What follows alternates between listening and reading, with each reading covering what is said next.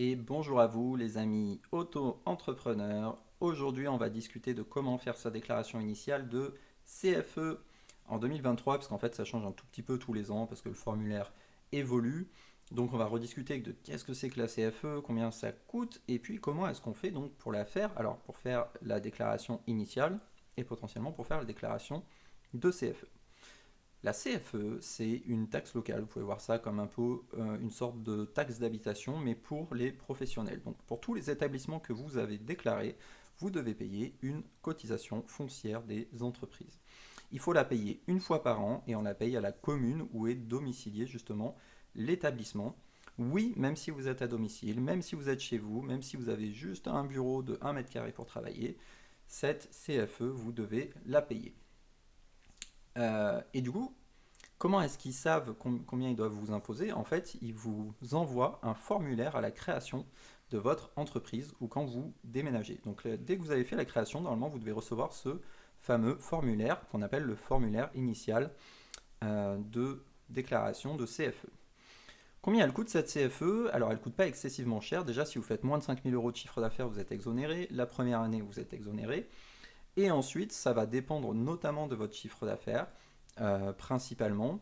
Et en plus, ça peut être ajusté en fonction des régions, puisqu'en fait, justement, chaque commune peut choisir d'exonérer ou pas ses entrepreneurs de la CFE.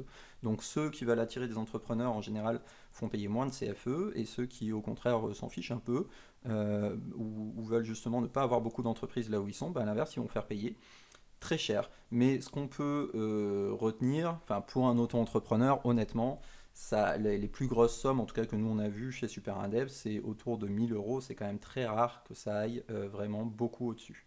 C'est pas impossible, mais c'est quand même très rare. Et donc cette somme, il faut la payer une fois par an, et en moyenne, on est plutôt voilà, entre 200 et 500 € maximum. Alors comment est-ce qu'on l'a fait, cette déclaration? Vous voyez, vous allez voir en fait qu'il y a tout un tas de cadres à remplir. Donc là, je vous renverrai plutôt vers l'article de blog que vous pourrez trouver dans les commentaires de cette vidéo pour vraiment reprendre tout ce qu'il y a ici, savoir exactement quelles cases il faut remplir et qu'est-ce qu'il faut mettre dedans. Mais en gros, dans votre cas, la plupart du temps, vous remplissez que vous faites votre activité professionnelle de chez vous quand vous êtes auto-entrepreneur. Il faut quand même le préciser et il faut préciser la surface. Vous pouvez mettre 1 m² si c'est crédible. Si vous avez un bureau, vous mettez la surface de votre bureau.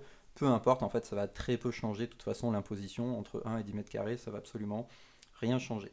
Dans votre cas, en général, c'est systématiquement un début d'activité, de toute façon, quand vous recevez ce papier en auto-entreprise. La plupart du temps, vous n'avez pas non plus d'anciens exploitants, parce qu'en fait, c'est très rare que vous rachetiez une auto-entreprise à quelqu'un d'autre, même si techniquement, c'est pas impossible. Mais du coup, en gros, vous avez que les cadres A1, A2, A3, où il y a vraiment des choses potentiellement intéressantes à mettre. Ensuite, vous avez donc le cadre B1, justement, quand vous venez de créer, le cadre B2, où vous mettez en fait les informations, notamment pour préciser que vous êtes auto-entrepreneur.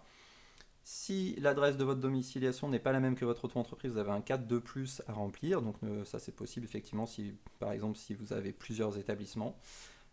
Et la première année, il y a une case à cocher pour être exonéré. Donc attention, n'arrêtez pas celle-là, c'est le fameux cadre D1.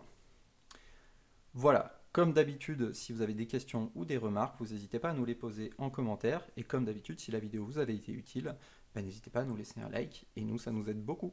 Merci, bonne journée.